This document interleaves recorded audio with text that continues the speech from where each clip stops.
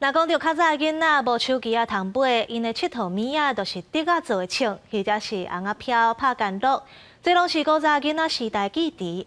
有成立的母语团体举办台语古早味的佚佗物仔活动，带民众做伙来怀念过去的日子。出去的时阵叫转来。拍干乐需要功夫，看到囡仔时的佚佗物仔，有民众手鸟嘛赶紧来试看卖咧。剑玉买当讲日月球，日月球，日月球。哦，有看到吗？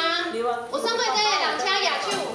还有趣味的日月球甲竹餐鸭，现场无论大人也是囡仔，拢算甲足欢喜，也找转来过去囡仔时代的记忆。印象上深的是啥？印象上深的哦，应该是豆皮吧？豆皮。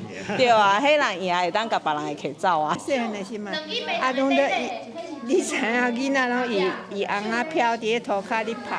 好爽，好爽，敢若咧复习，足怀念的。除了这款的古早味佚佗物仔，老师佮传大家做伙耍麻雀、掠鸡仔、佮唱卡歌，也佮大家复习一寡古早味的台语名。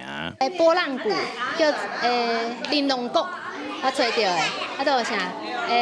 风筝叫做风吹，都有迄剑玉我查着是叫耍日月球。对，啊，竹餐鸭就是用芳竹餐鸭，对，啊，我嘛是感觉安那学台语，安那佚佗是真趣味安尼。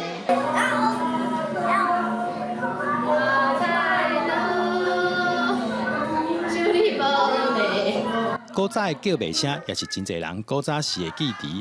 办活动的老师也伫现场放送早期台湾打车的叫卖声。不管是发财车的修理山桶、山门、换玻璃，也是收歹当旧车的酒干仔、摊尾帽，还有加当蒜头鸡，这叫卖声也是属于台湾才有的特色文化。记者杜君豪，新竹报道。